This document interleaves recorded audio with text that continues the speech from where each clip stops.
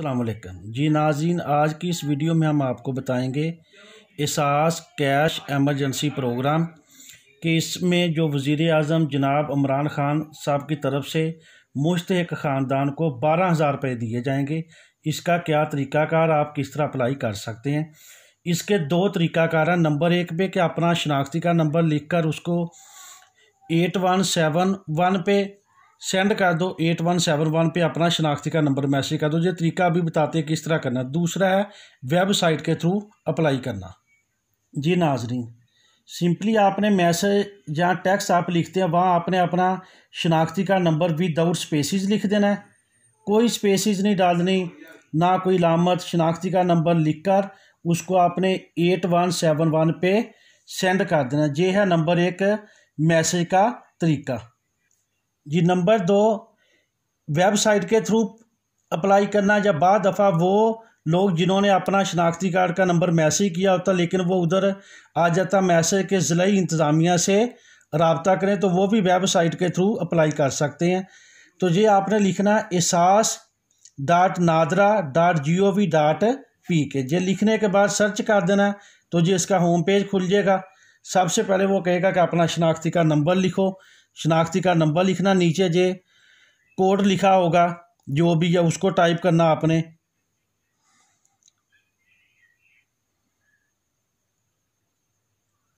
Code को apply करने के बाद नीचे उसने लिखा हुआ तस्दीक करें, उस पर क्लिक कर देना है। तो अब ये उन्होंने देखा जो मैंने पहले बात किया कि अगर वो ज़िली इंतज़ामिया से कहते रब्ता करें तो फिर भी आप इधर आके ऑनलाइन सेल्फ रजिस्ट्रेशन के ज़रिए इसको ओके कर सकते हैं। नीचे मालूम आता है शनाख्ती कार्ड और आगे वो कह रहा है कि मोबाइल ऑपरेटर के आप कौन सा मोबाइल इस्तेमाल करते हैं। जैस मोबिलिंक, इसको अप्लाई कर दें। इधर आपने मोबाइल नंबर टाइप करना है।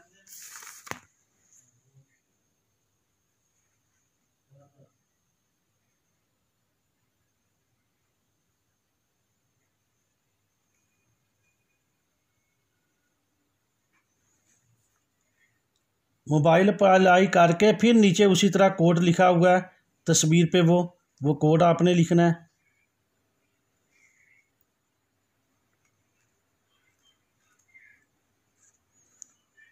कोड लिखने के बाद तस्दीक करें को प्रेस कर देना।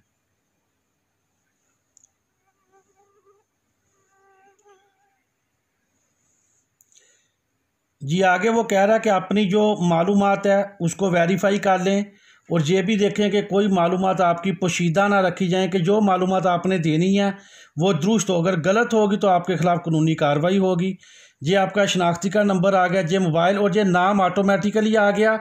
इसकी वजह यह है कि ये नादरा के साथ लिंक है, इसलिए नाम ऑटोमेटिकली आपके शनाख्ती का नंबर से आ गया। तो नीचे उसने कहा कि पेशा मुंतखब करें कि आप काम क्या करते हैं। दुकानदार, आप डाकिए हैं, दर्जी हैं, नर्स है, क्या जो भी आप काम करते हैं उसको सिलेक्ट कर लेना है।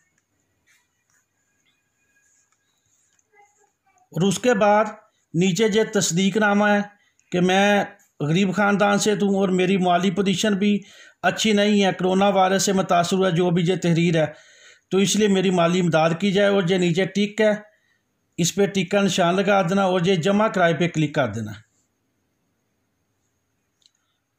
तो जी आगे मैसेज आपका आ गया जी।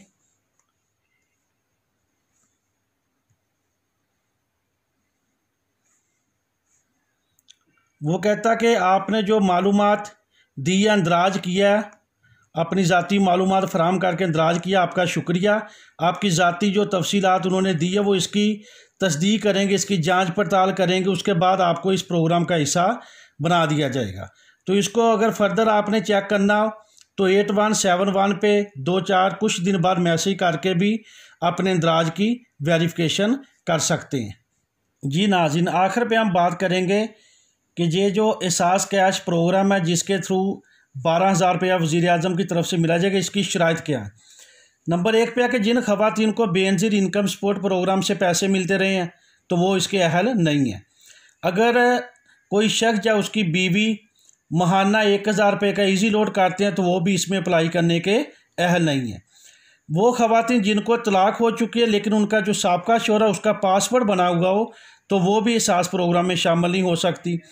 इस तरह जो शख्स खुद उसकी बीवी या बच्चे उनमें से कोई सरकारी मुलाजम हो तो वो भी इस प्रोग्राम का अहल नहीं है।